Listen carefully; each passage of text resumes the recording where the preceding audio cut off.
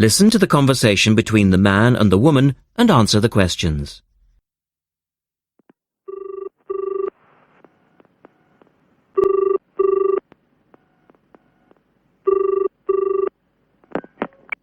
Hello, Paraglider's Paradise. How can I help you?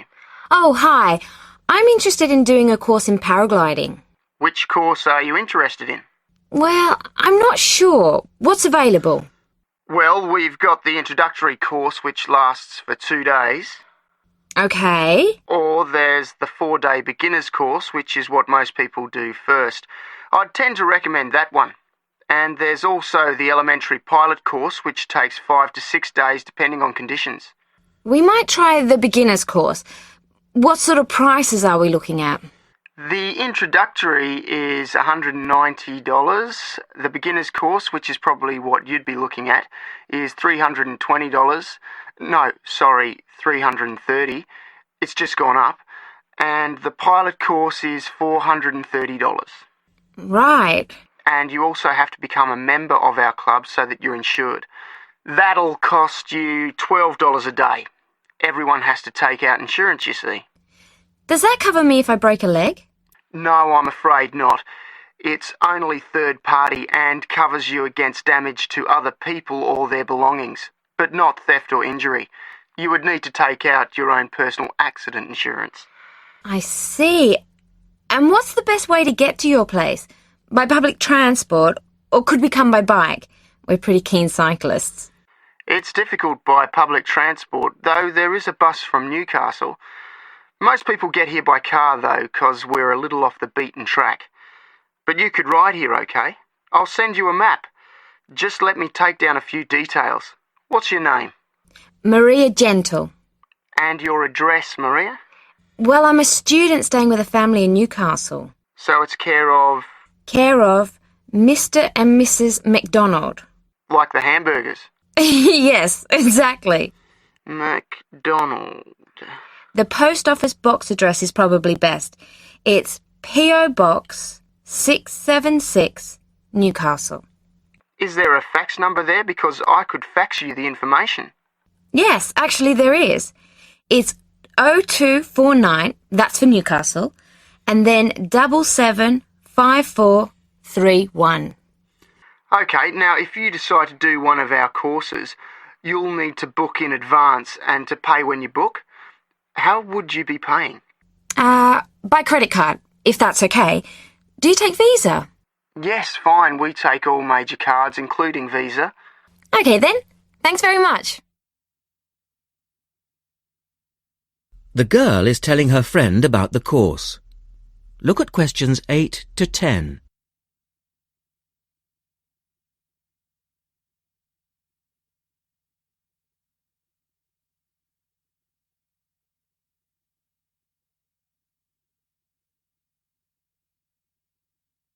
Now listen to their conversation and answer questions 8 to 10. Hi, Pauline. Hi, Maria. What's that you're reading? Just some information from a paragliding school. It looks really good fun. Do you fancy a go at paragliding? Sure. Do you have to buy lots of equipment and stuff? Not really. The school provides the equipment, but we'd have to take a few things along. Such as? Well, it says here, clothes, wear stout boots, so no sneakers or sandals, I suppose, and clothes suitable for an active day in the hills. Preferably a long-sleeve t-shirt. That's probably in case you land in the stinging nettles. It also says we should bring a packed lunch. We do not recommend soft drinks or flasks of coffee. Water is really the best thing to drink. We need to bring suntan lotion and something to protect your head from the sun. Okay, that sounds reasonable. And where would we stay? Well, look, they seem to operate a campsite too, because it says here that it's only $10 a day to pitch a tent. That'd be fine, wouldn't it? And that way we'd save quite a bit, because even a cheap hotel would cost money. Or perhaps we could stay in a bed and breakfast nearby. It gives a couple of names here we could ring. I think I might prefer that. Hotels and youth hostels would all be miles away from the farm, and I don't fancy a caravan. No, I agree. But let's take a 10 and pray for good weather. Okay, let's do it. What about next weekend? No, I can't. I'm going on a geography field trip. And then it's the weekend before the exams, and I really do need to study. Okay then, let's make it the one after the exams. Fine, we'll need a break by then. Can you ring and let me know if you can find out some... That is the end of section 1. You now have half a minute to check your answers.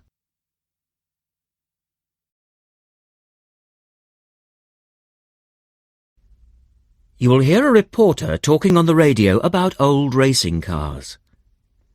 First, look at questions 11 to 16.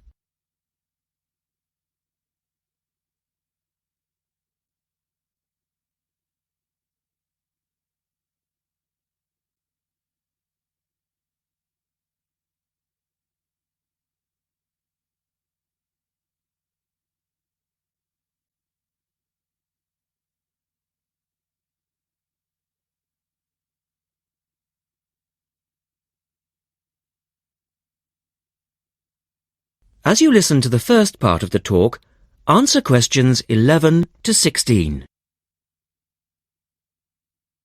The Goodwood Museum is currently celebrating some of the most extravagant types of car design in its Festival of Speed. Here's our reporter, Vincent Freed, who's on site to tell us about some of the cars on display. Well, here I am, standing in front of one of the most prestigious cars ever built, the Duesenberg. A fantastically expensive, luxurious car built in the early part of the 20th century and bearing all the glamorous qualities of the Jazz Age. How many were there? Well, only 473 Duesenberg J-types were ever built, and the model here is one of the rarest.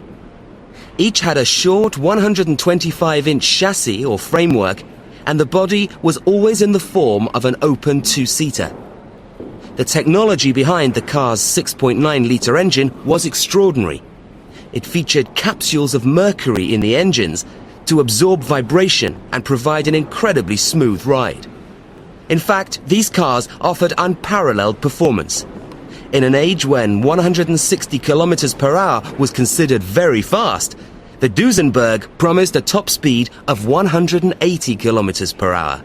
And could do 140 kilometers per hour in second gear. Duesenberg, who designed the car, sold it as a frame and engine. This was typical of the age again, and many prestige manufacturers such as Rolls-Royce did exactly the same.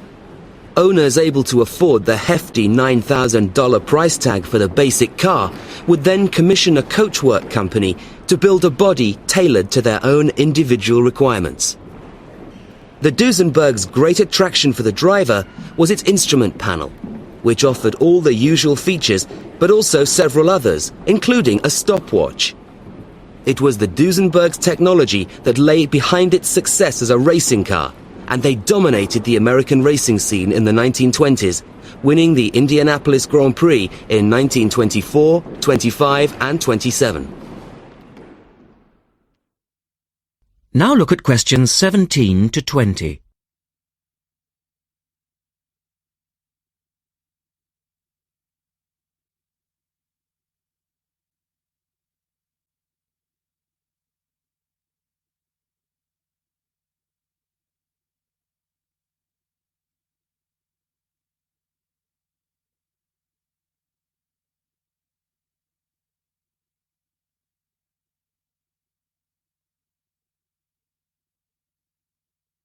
As the talk continues, answer questions 17 to 20. On to another celebrity, the 1922 Leia Helica. Only 30 of these French propeller cars were built, and the model here at Goodwood, which was the fourth to be made, is thought to be the only surviving example still capable of running. The brains behind this car was Marcel Leia, who was an aviation pioneer first and foremost, and the influence of flying is quite apparent in the car. The Leia very strongly resembles a light aircraft with its front propeller, but in this case, it's minus any wings, of course. It's quite odd to think that this car was whirring through France just as the Duesenberg was blasting down roads at 160 kilometers per hour across the Atlantic. The layers were used regularly in France in the 1920s and were even produced in saloon and van form, as well as two-seater.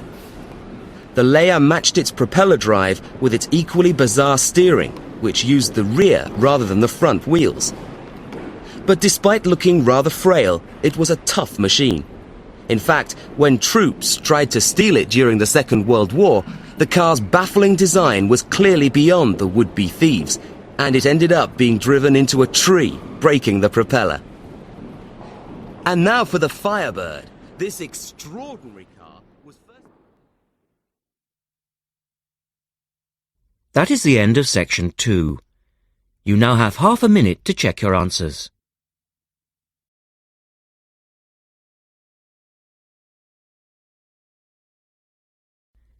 In this section, you will hear a discussion between two students, Rosie and Mike, and a university tutor. In the first part of the discussion, they're talking about a survey they have conducted on local entertainment. First, look at questions 21 to 26.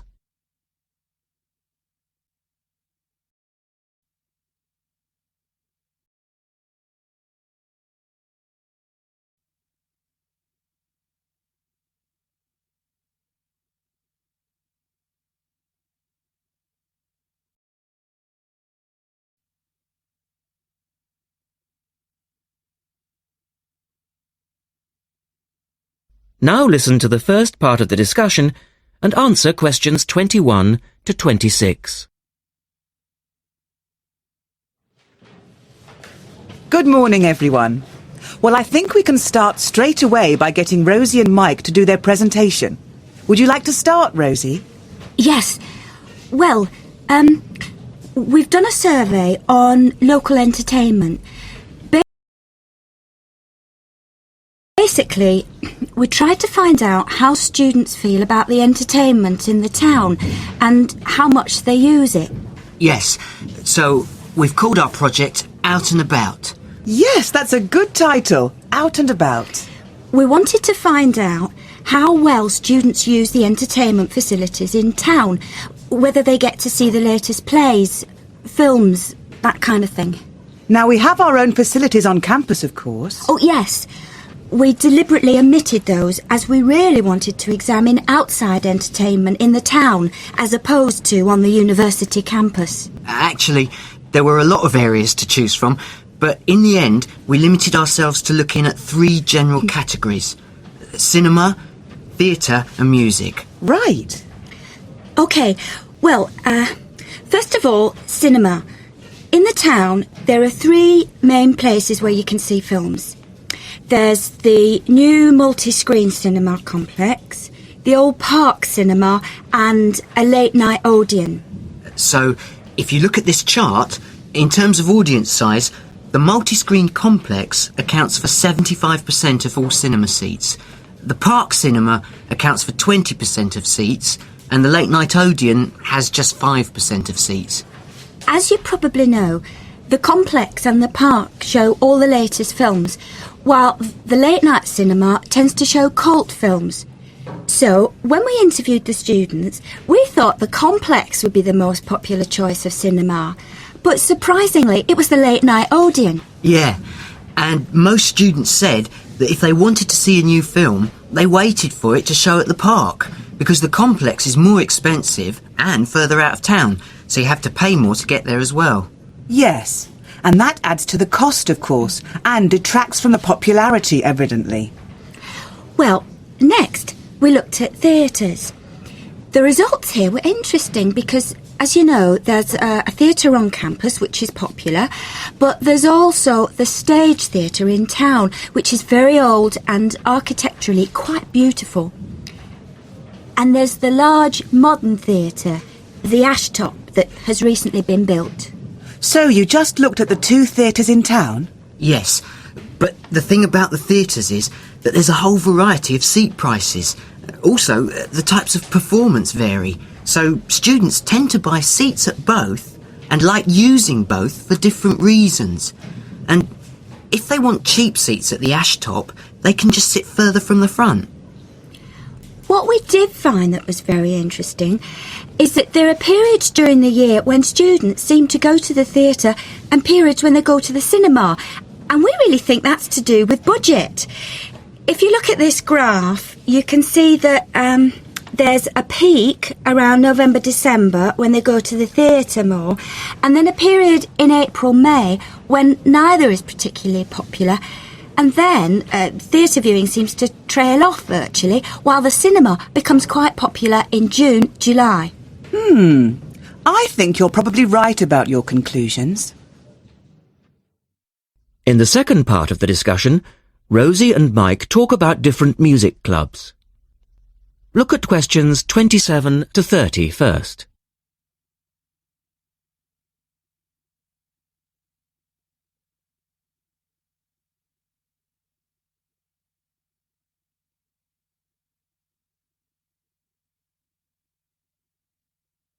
As you listen to the discussion, complete the chart about the different music clubs. Some answers have been done for you. Listen carefully and answer questions 27 to 30. Well, lastly, we looked at music, and this time we were really investigating the sort of small music clubs that offer things like folk or specialise in local bands. So not musicals as such? That's right. We looked at 3 small music venues and we examined the quality of the entertainment and the venue and gave a ranking for these. A cross, meaning that the quality was poor, a tick, meaning it was okay, and 2 ticks for excellent. First of all, the Blues Club, which obviously specialises in blues music. This was a pretty small place and the seating was minimal, so we didn't give that a very good rating. No, we don't recommend that one, really. Then the Sansu, which plays a lot of South American music. It was a big place, very lively, good performers, so 2 ticks for that one. The Pier Hotel is a folk venue, a good place for local and up-and-coming folk artists to play. Not the best of venues, as it's in a basement and a bit dark, but the quality of the entertainment was reasonable and the lighting was very warm, so we felt it deserved an average rating. Now finally, there's the Bald Rock Cafe, which features big rock bands and is pretty popular with students, and we enjoyed ourselves there as well, so top marks for that one. And then, did you get any information from the students as to which of the clubs they preferred? That is the end of section 3. You now have half a minute to check your answers.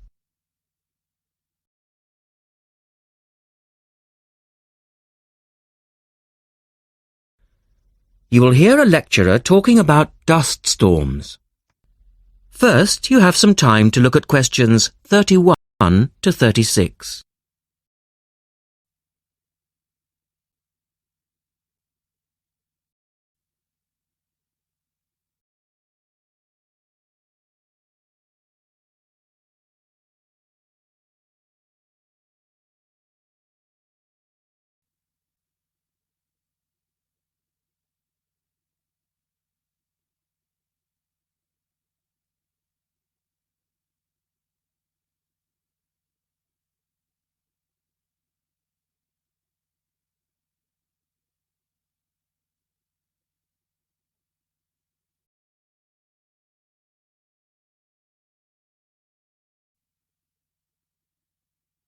Now listen carefully and answer questions 31 to 36. In the last lecture, we looked at the adverse effects of desert dust on global climate. Today, we're going to examine more closely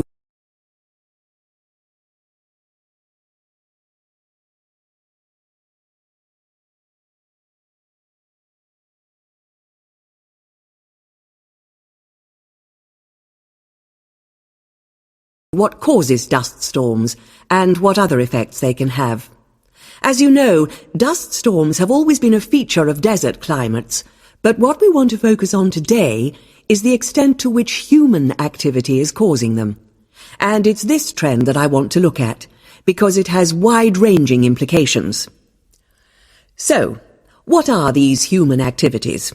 Well, there are two main types that affect the wind erosion process, and thus the frequency of dust storms. There are activities that break up naturally wind-resistant surfaces, such as off-road vehicle use and construction, and there are those that remove protective vegetation cover from soils, for example, mainly farming and drainage. In many cases, the two effects occur simultaneously, which adds to the problem. Let's look at some real examples and see what I'm talking about. Perhaps the best-known example of agricultural impact on desert dust is the creation of the USA's Dust Bowl in the 1930s. The dramatic rise in the number of dust storms during the latter part of that decade was the result of farmers mismanaging their land. In fact, choking dust storms became so commonplace that the decade became known as the Dirty 30s.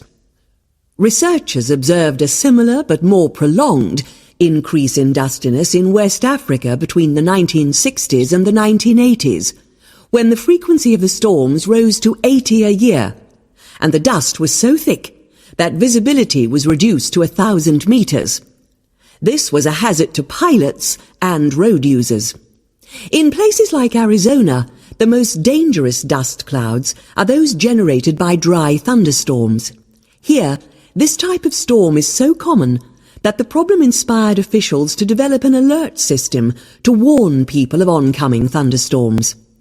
When this dust is deposited, it causes all sorts of problems for machine operators. It can penetrate the smallest nooks and crannies and play havoc with the way things operate, because most of the dust is made up of quartz, which is very hard. Another example. The concentration of dust originating from the Sahara has risen steadily since the mid-1960s. This increase in wind erosion has coincided with a prolonged drought, which has gripped the Sahara's southern fringe. Drought is commonly associated with an increase in dust-raising activity, but it's actually caused by low rainfall, which results in vegetation dying off. In the second part, the speaker talks about the drying up of the Aral Sea.